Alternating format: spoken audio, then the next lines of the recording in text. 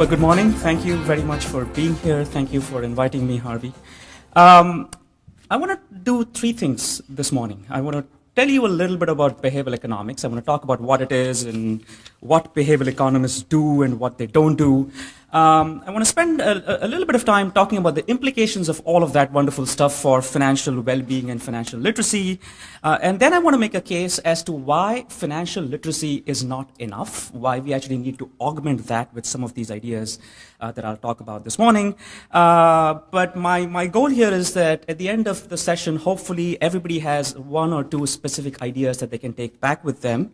And in case anybody would like more information or have questions after today, you can always send me a tweet at Dilip That's always the quickest way of getting a hold of me, and I'd be happy to answer any questions well after today's session. So, having said all of that, let me begin, and I want to start off by sort of talking about the behavioral economist as compared to the economist. Right now, economics is a wonderful discipline. It's a discipline that sort of, at its very roots, has human behavior on which it bases its foundations. It is a discipline that studies economic behavior in very, very specific contexts, but it makes a number of strong assumptions about human beings. And the strongest assumptions it makes about human beings is that human beings are rational. Right? And rationality is sort of a fairly complex, complex issue. There are many definitions for it. I don't want to get into those. But let's think about a simple problem, right? How much should I save for my retirement?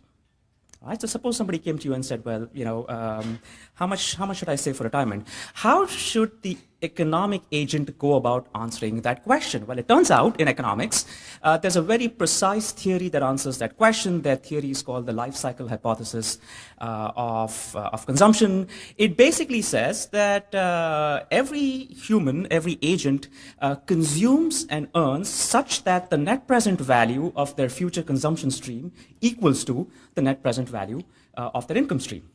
It's a very elegant model. You can write it out in one equation, lots of lemmas and gammas and sigmas in there. But if I try and translate that into prescriptive advice for an individual, well, what does that mean? It means the individual needs to predict how long they'll live. They need to predict what their income stream is going to be. They need to predict the state of the world. They need to predict how many kids they'll have, what the kids will do, will they support them in life or not, how much they're going to need to spend on education. All of that stuff, they're going to need to know when they're going to die, and then they will need to set aside, after taking the appropriate discount rate, the appropriate amount of savings for retirement. Right now, I don't think any human being can do that. I don't know about you. Right? But I think human beings have trouble adding and subtracting and comparing. So, taking discount rates and summing over a lifetime and making predictions kind of seems like it's hard to do. And in fact, this idea was captured beautifully in a recent book by Dick Thaler, who's an economist at the University of Chicago, and Cass Sunstein, who's a law professor at Harvard. They wrote a book called Nudge, and I'll talk about that book in a minute. And in that book, they talked about sort of the idea that there are two kinds of people there are two kinds of entities in the world. There are the so-called econs. Econs are people that inhabit the pages of economics textbooks. These are the people that can predict the future and can, do complex calculations infinitely well. And then there are human beings. Right? And human beings are people like you and me. We sort of sometimes get angry and we get frustrated and we fall in love and we sometimes do things just because. And economists have no way of capturing that sort of just because behavior. They just they don't know how to handle it. Right? And so if you talk to an economist, the average economist will say, well, you know what? Emotions are a nuisance. Right? I wish people were unemotional. And in fact, I was at a conference where somebody remarked that economics is a science which studies. I don't know if you followed, the Star Trek TV show when it was on TV. It's a science that studies Mr. Spock. Right, or people like Mr. Spock, right? They're unemotional, they're rational, they're world-wise, that sort of stuff. People don't do that, and so a group of people in the late 1990s got together and said, you know what? We need a science that actually captures the fact that an economy is made up of human beings and not of econs, right? And the problem with econs is as time passes by, these econs, these fictitious creatures that inhabit economics textbooks, are getting smarter and smarter. And the reason they're getting smarter is an econ is as smart as the person who writes about the econ, right? So for example, let's say I write a textbook in which I assume that people are forward-looking, they can anticipate what's going to happen next year, and they make their lifetime consumption decisions based on that anticipation. Well, that's a smart econ, right? And then my colleague Nina writes another paper this year which says that people aren't just able to anticipate what happens next year, they also know what's going to happen to the economy next year, right? The econ has become smarter, right? And then, that iteration continues. And if you look at a standard economics textbook today, they've portrayed economic agents as super smart people who can compute at the speed of light, and we know that people don't do that, right? So what do people do instead? Well, people we know are supremely inconsistent, right? And I want to spend a little bit of time kind of highlighting some simple principles from human behavior. And I'll talk a little bit about how we can model them. This, by the way, is a true picture. When I first saw this, I thought it was a doctored image. But I chanced upon this particular fitness center near San Diego a couple years back, so I stopped and took this picture. It does exist. It was curious, though, that lots of people took the escalator up to the fitness center. Nobody was taking it down. I actually spent some time observing them. But let me start off by talking about something that I love, and I think all of us love a lot of, coffee. Right? And I'm going to talk about some research that was done a number of years back by a marketing professor at Stanford. His name is Itamar Simonson. And he was trying to understand a very, very simple, quirky human behavior, which is something that he called the compromise effect. And what it basically means is the following, is if you go to a coffee shop and you see three sizes of coffee, a small, which is 10 ounces, and a medium, which is 12, and a large, which is 14, most people pick the medium, right? He's a professor. He found this pretty interesting, so he studied the phenomena. And I did too. I found it kind of curious that people pick the medium. I did some research in Hong Kong with a coffee shop. I stopped people that were leaving the coffee shop. This was a coffee shop in an office building, so it had the sort of a fairly standard set of clients. And I asked people, why did you pick the size that you picked? I found that about 70% people picked the medium size. And the response was fairly standard, right?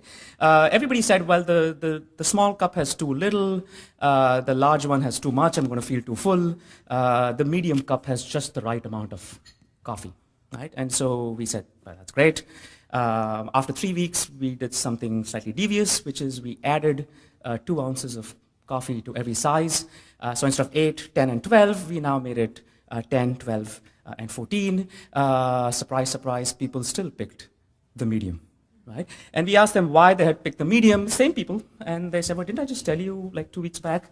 It's got the right amount of coffee, not too little, not too much. And we tried different things. We took away 2 ounces and we got the same effect. People always pick the one in the middle. Well, not always, most of them pick the one in the middle. And there's a very simple story that explains this, right? The story is that the environment around you, the choice context, gives you some information about yourself. It's not clear that people have very strong preferences in terms of how much coffee they want. If I asked you, how much coffee do you think you'll drink today? Most people get it wrong, right? Most people don't know how much coffee they need. But there's information in the context. If I see this array, I'm going to tell myself, you know what, I'm not the extreme kind of person. I'm the average person. I'll pick the one in the middle. Right? And it turns out that this works not just for coffee, it works for all kinds of things. So I actually was the victim of this compromise effect about 2.5 years ago. I was driving back from work. I stopped at my favorite gas station on Eglinton and Avenue. This was Petro-Canada. And, I was an autopilot. I stuck the nozzle in my gas tank. I was filling up petrol in my car. And then suddenly I stopped and noticed something interesting. Right?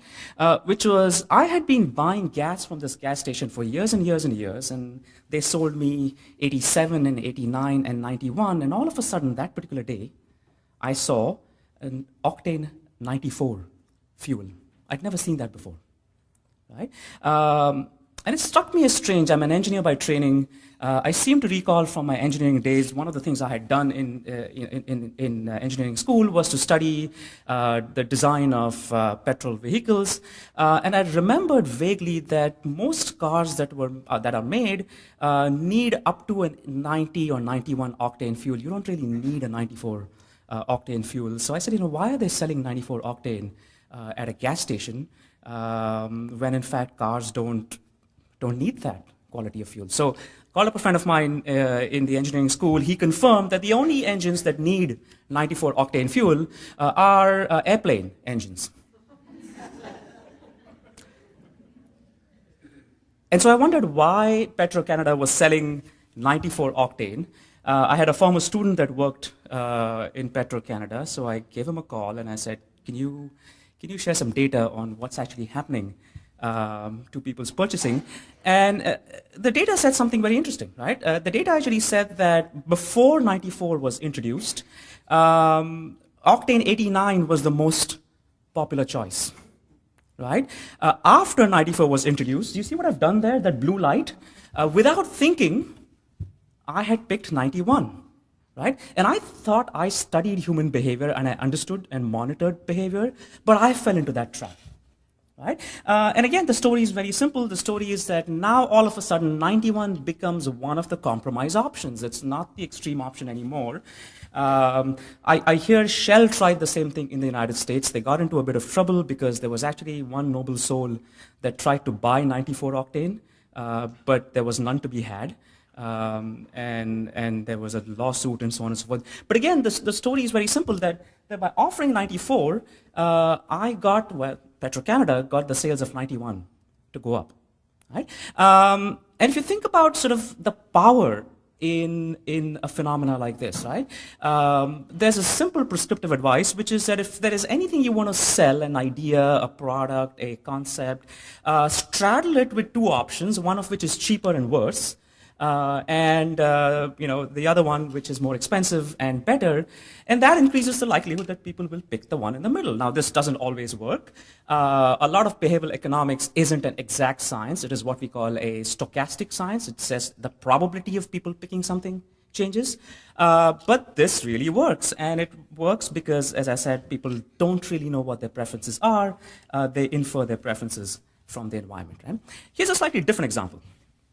And this one comes from research done by two professors at Columbia, Eric Johnson and Dan Goldstein. Eric and Dan were trying to understand what the implicit organ donation rates are across different countries. They surveyed about 65 different countries. They collected data on the organ donation systems, how much was invested, how the systems actually worked, that sort of stuff. And this graph kind of summarizes their key aha insight from the research, which is they found that there were a bunch of countries on the left with the golden bars where the implicit or the effective consent for organ donation was pretty low. So you had Denmark with 4.25, you had the Netherlands with 27, that's high, but still on the lower side. England with 17.17, Germany with 12, we've got the United States with like 3, we've got Canada with less than 3. And then you've got a whole bunch others, the ones with the blue bars that are close to 100%. So you've got Austria with 99.98 and Belgium with 98 and France with 99.9. And this is what's going on. Like, why do we see a bunch of countries so close to 100% and a bunch others so close to 0? There's nothing in the middle, right? I mean, you would expect somebody would have a 50% consent rate. Nobody had a 50% consent rate, right? And they tried to run these complex regression models with how much you spend and how your system is designed. Nothing seemed to explain these differences, right? Except one thing, right? So think about the province of Ontario. If you want to donate your organs, right, and the system has changed a little bit over the past 6 months, but it used to be that you had to go to the Department of Motor Vehicles when you got your license renewed. You needed to ask the agent for a form saying that you wanted to donate organs. Half the time, the agent had no clue what you were saying. If they did have a clue, they would fish out a form. You filled it. You handed it back. then the form somehow made its way to the registry. The registry would send you a letter. You would then go online.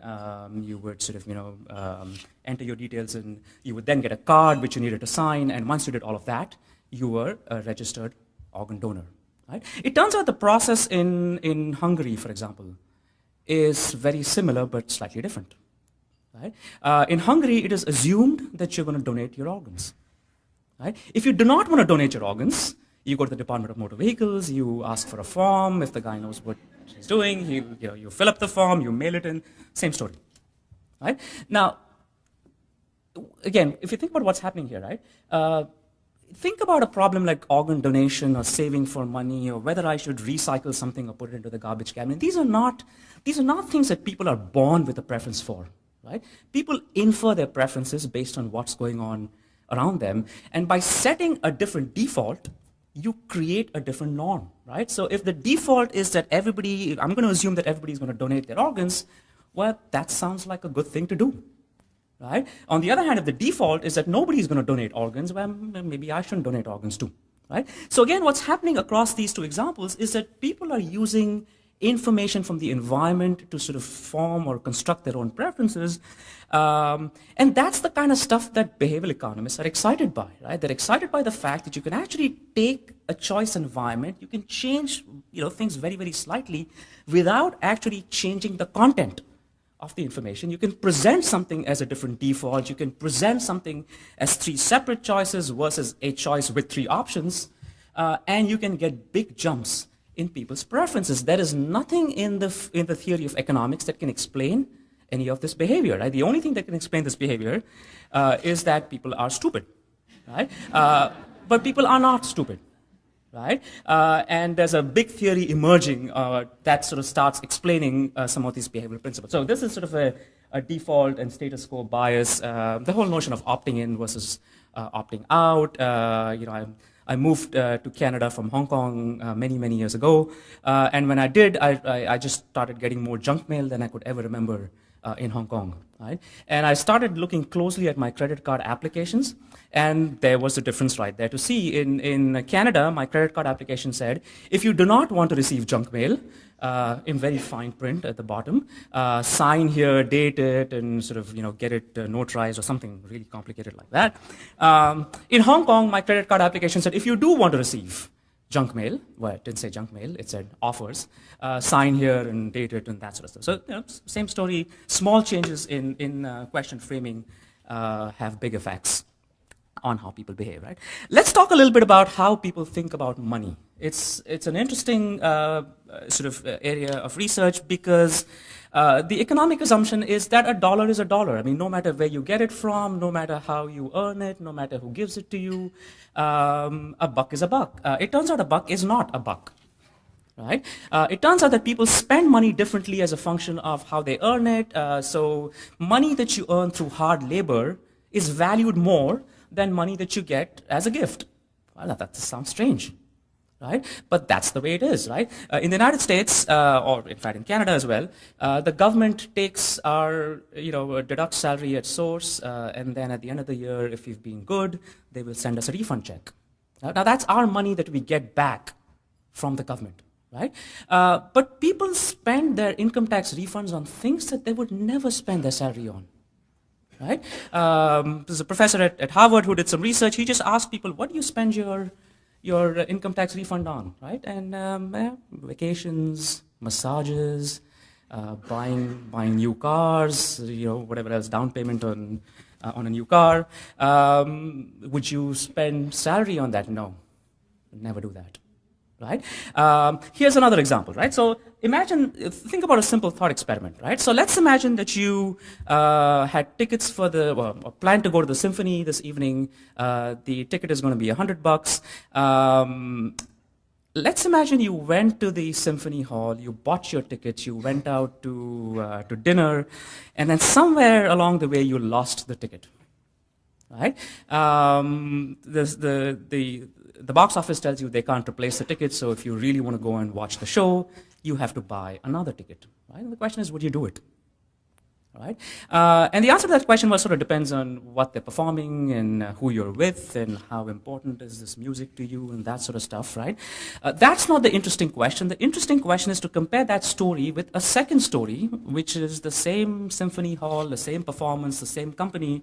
But instead of losing the ticket, you reach the symphony hall and you realize that you've lost $100 in cash.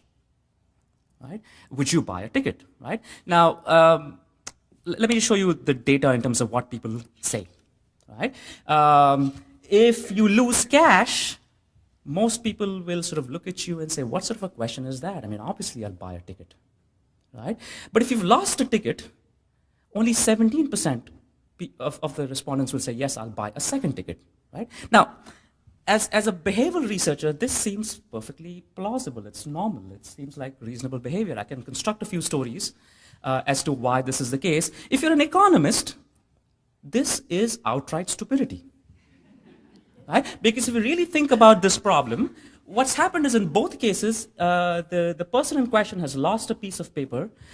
In both cases, it's because of their own carelessness. The only difference is that in one case, you lost it before you bought the ticket, in the other case, you lost it after you bought the ticket.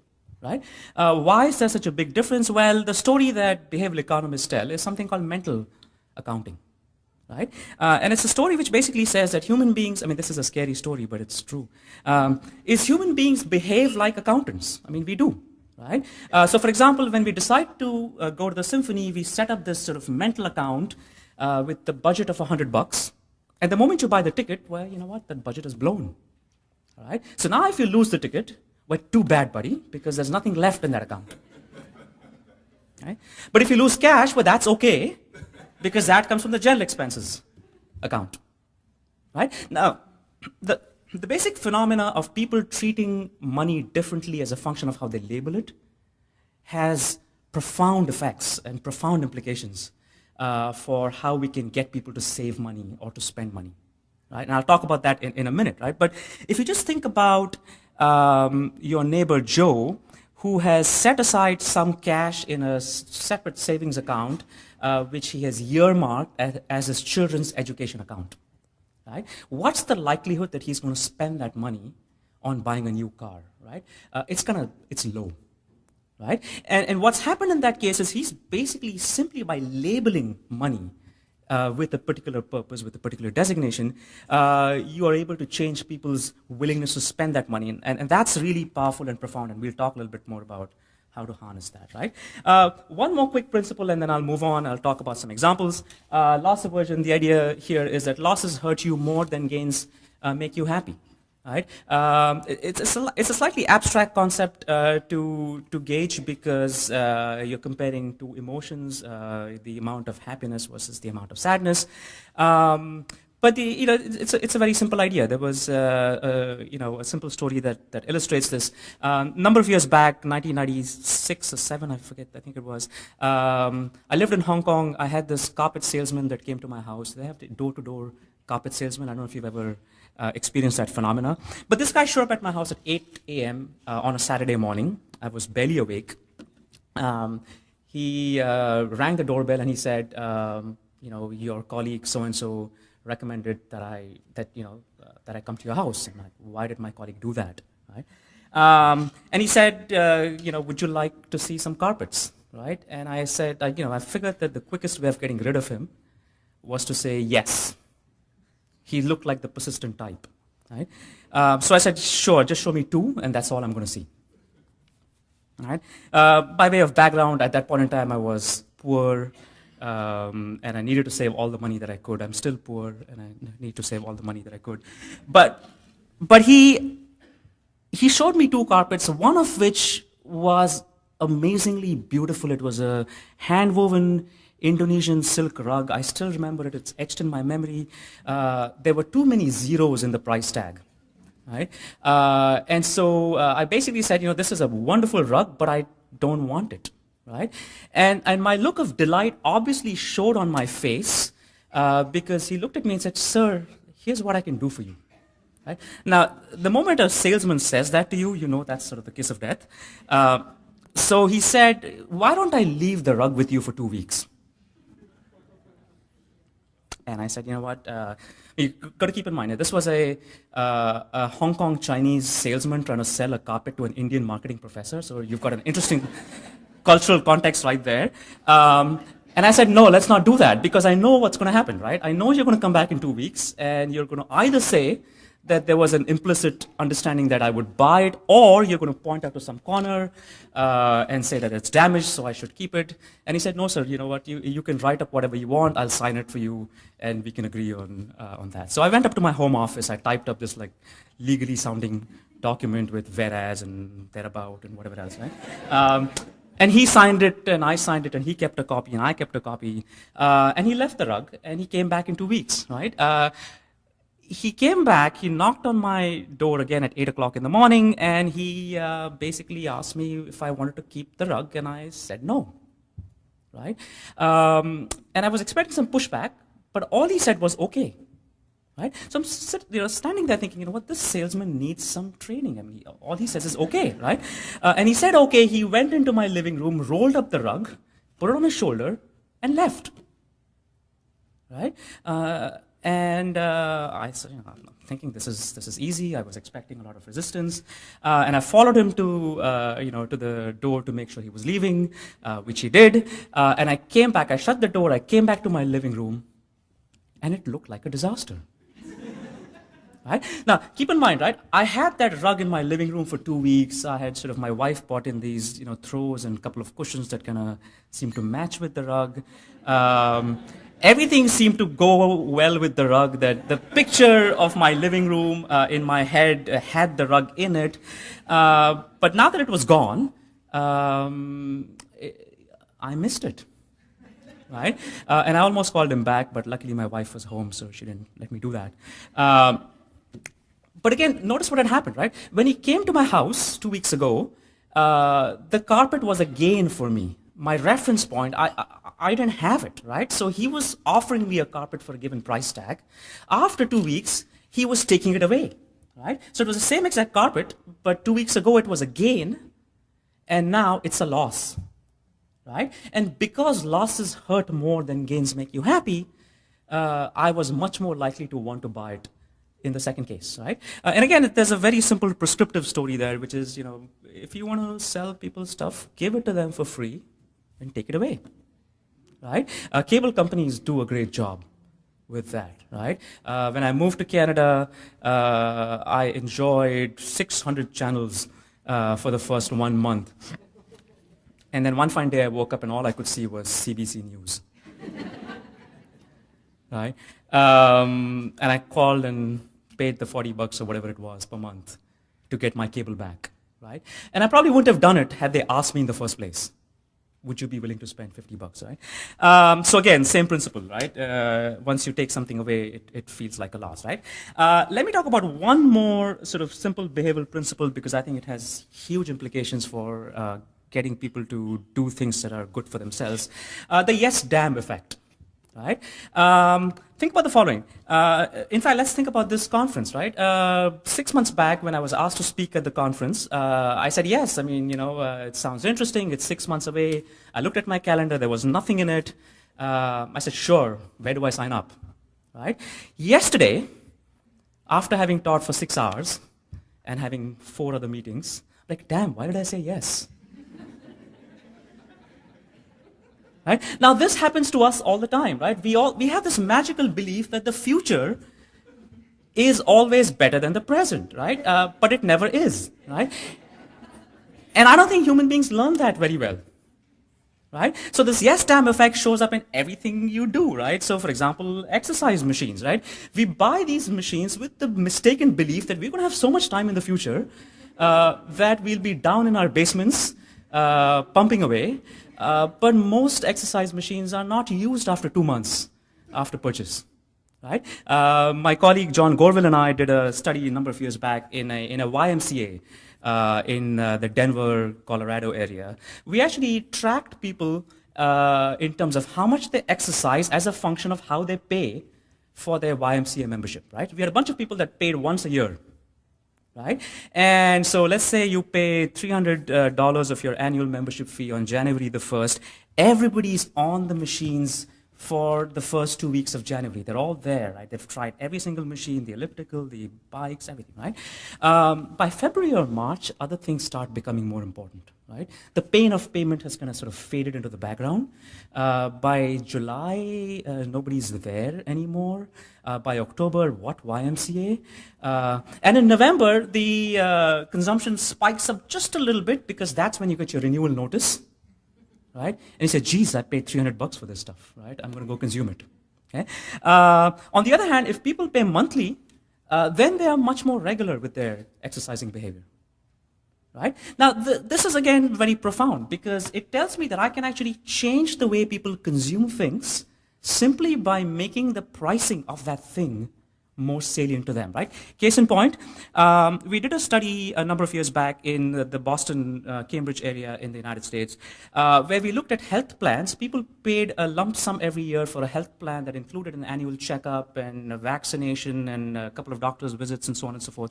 And it turns out that most people didn't go and get their annual checkup. In fact, in the US at that point in time, only about 12% of people actually went for their annual checkups. And we know that preventive health care is good because the system saves a lot as compared to letting people get sick. So we said, what can we do to get people to actually go for the annual checkup? And what we did was we took sort of the membership from this health plan. We randomly divided them into two groups.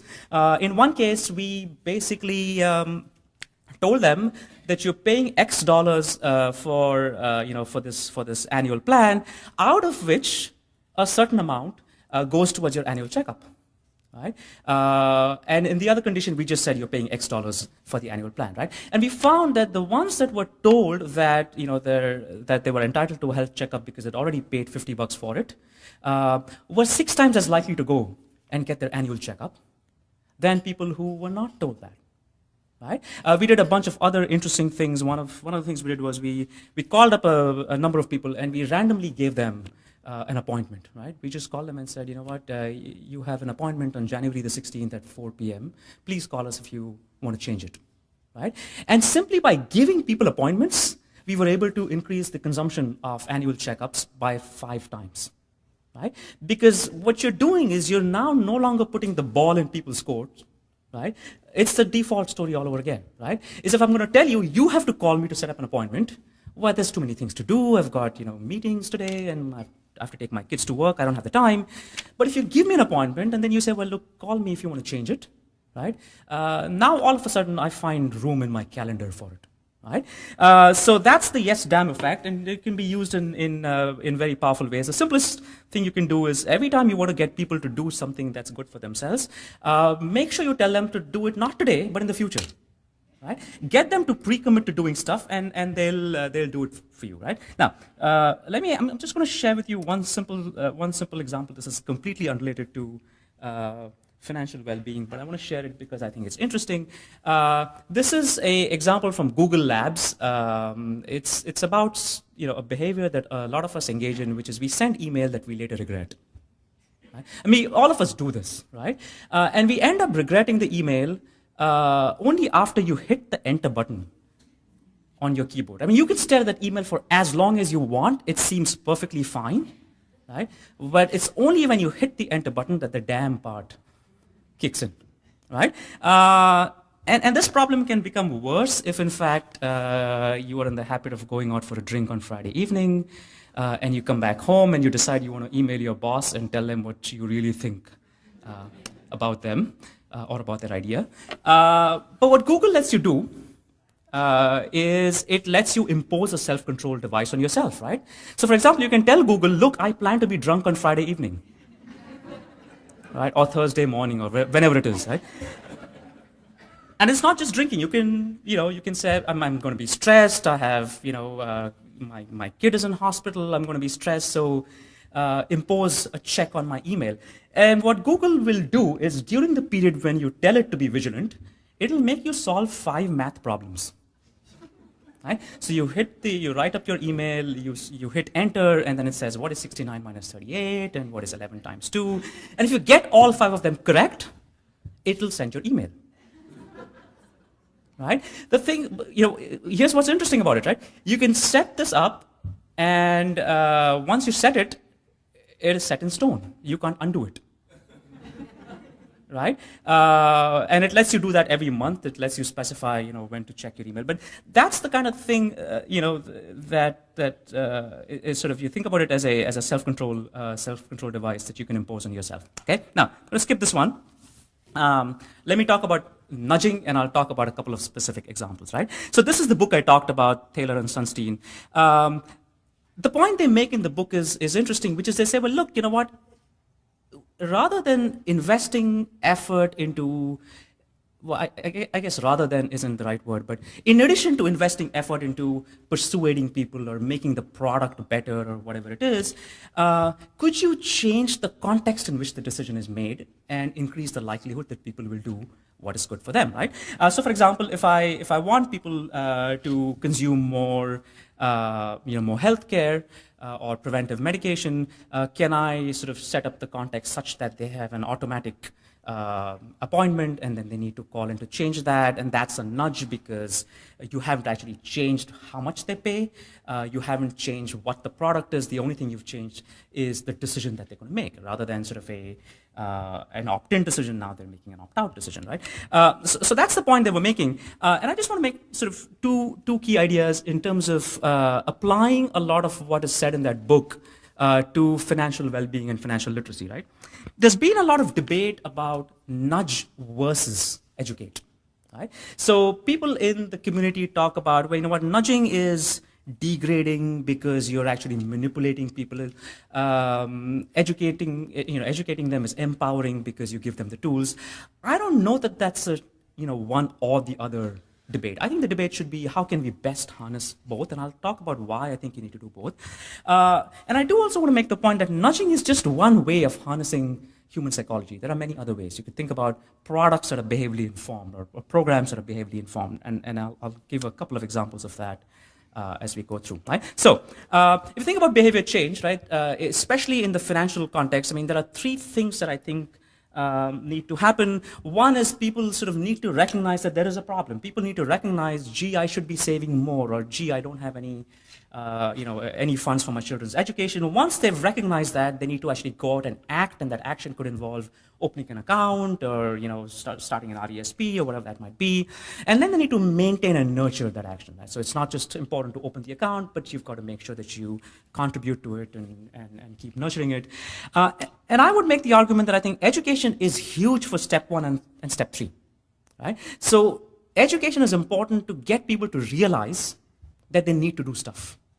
Right? It is important to get them to figure out what they need to do. So what should I invest in, stocks or bond? What's my portfolio going to look like? But it's really getting people started that's the challenge. Right? Most people who don't save enough know that they don't save enough. Right? It's not a problem of knowledge. Most people know that they should be saving more.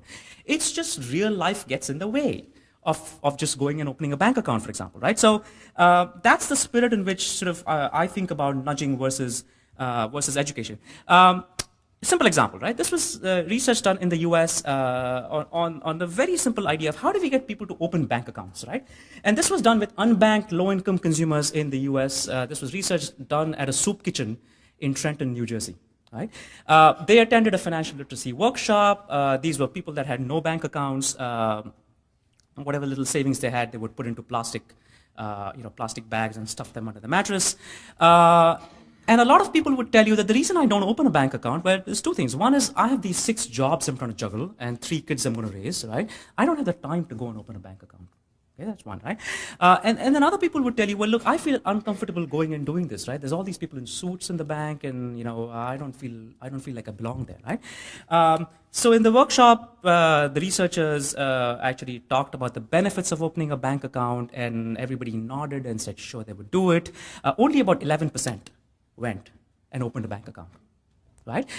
In a second set of conditions, so in a second workshop, what the researchers did was they said, well, the same exact workshop, the same benefits, people nodded, then they were given a form.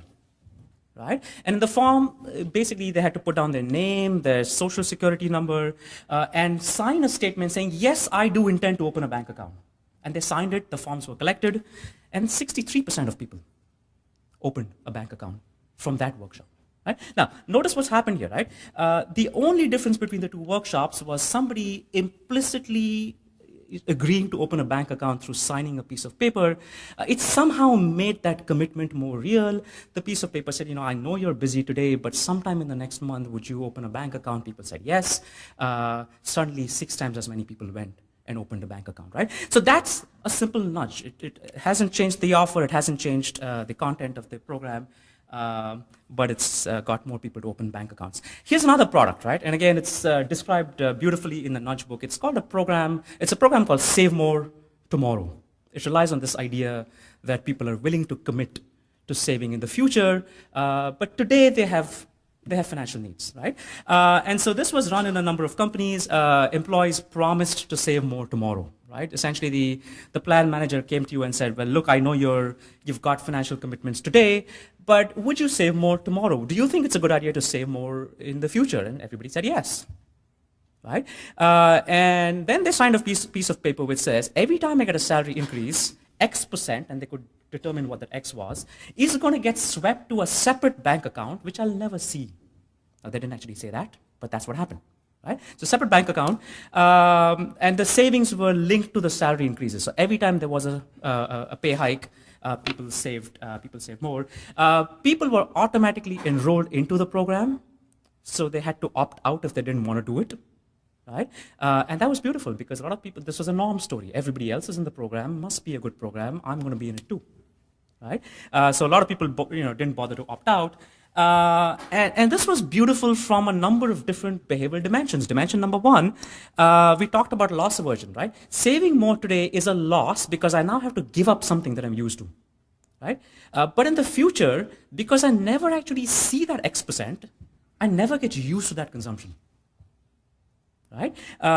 So that was one. It takes care of loss aversion, right? It uses the idea of pre-commitment. It uses the idea that people believe that the future is easier to accomplish things in than the present. And it's a beautiful mental accounting story because the moment you move the cash into a separate account and it's earmarked as a savings account, people are less willing to withdraw money from it. It turns out that the researchers in this case found that this product actually outdid the advice from the best wealth manager by significant amounts. I mean, again, what's happening here is it's not a literacy program per se. It's a nudge program. You've essentially created a product that people can end up opting into. And it increases savings rate. Couple more quick examples, and then I'll perhaps shut up and take questions. Right? This one is based on my work in India. This is sort of another simple behavioral nudge principle. It's the principle that says that if you've got a task that is due this week as opposed to next week, you are more likely to work on it. Right? Now, think about the following. Right? So let's say you've got a report that's due 5 days from now. Right? But today is Thursday and the 5 days are next week on Wednesday versus today is Monday and the 5 weeks are Friday evening. Right? When are you more likely to start working on the report? You're more likely to start working, in the condition when the report is due this week, because that's how people tend to plan their life, week by week or month by month or year by year. And so we actually use that principle in a field experiment in India. We had this was work done with a colleague of mine, Min Zhao, and what we did was we offered these farmers a savings product that had a 20% match. Right? So the government actually matched 20% of your contribution in this product if you did 2 things, right? If you opened an account in this designated institute and you had 5,000 Indian rupees in that account within 6 months, right? So if you did both those things, then the government would match 20%. So this was like free money that people were getting, right? But the difference was some people got this offer in June, right, of last year, and then they were told that the deadline for doing for these 2 things was December the 16th, I forget what the exact date was, of 2010, versus others got the offer in July, and for them the deadline was January the 16th, 2011. right? So it was either this year or the next year, right? And we found significant differences in the number of people that chose to open these accounts, right? So for example, in the left bar, after this information was imparted in a financial literacy seminar, 30% said, sign me up now, if the deadline was this year, right? Only 8% said that they would open an account if in fact the deadline was next year, because anyways, it's in the future, right? I'll think about it at some other point in time, right? So again, a simple nudge that got people to act in terms of opening a bank account, right?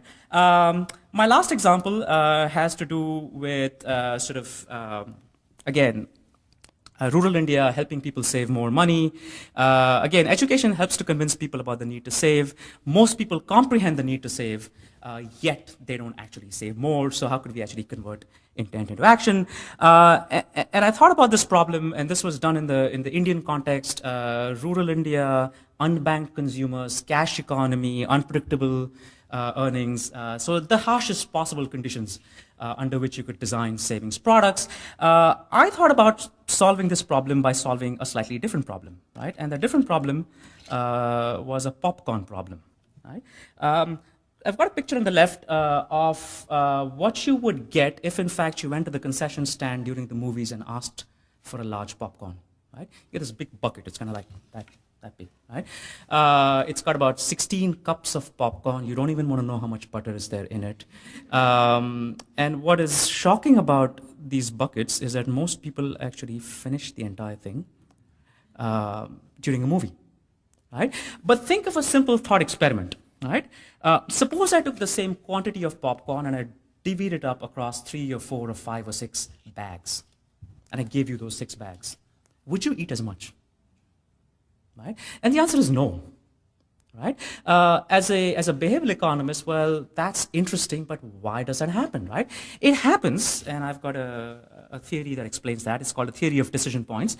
It happens because people don't, they make a meta decision to consume. We never say, look, I'm going to consume 16 grams of popcorn. We just say, I'm going to eat popcorn. Right? And then the context determines how much you eat. Right? So if I've got a bucket sitting in front of me, I just keep picking them up one by one. I'm not going to say, should I eat this one or not? What about the next one? We don't do that. Right? We don't do that until we come to a point where we have an active decision to make. Right? With the bags, you finish a sixth of the popcorn, then you have to decide, should I open the next bag, yes or no? Right? And the more of those active decisions you insert in people's consumption behavior, the more likely you are to get prudent consumers to stop and say, well, gee, I've eaten a lot.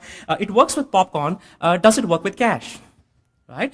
So we actually did a bunch of experiments. I'm going to just share with you sort of some very, very basic findings. We did some experiments where we took cash salaries, we divided that equally into 4 or 5 envelopes, and we found, in fact, that just the act of dividing cash across several envelopes makes it more likely that people will save more, right?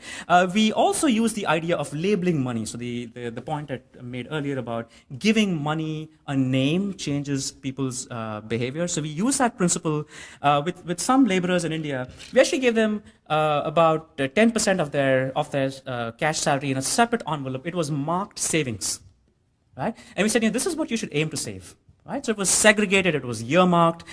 And we earmarked it in different ways, right? So half the people in this particular experiment got an envelope which said that's the Indian word for savings. There was cash in it. A number of people saved it. In fact, savings rates went up from about 3%, which was the baseline, to about 9% if they just had cash segregated in an envelope. And then for a bunch of others, we did something slightly more devious, which is we told them that they want to save for their children's education.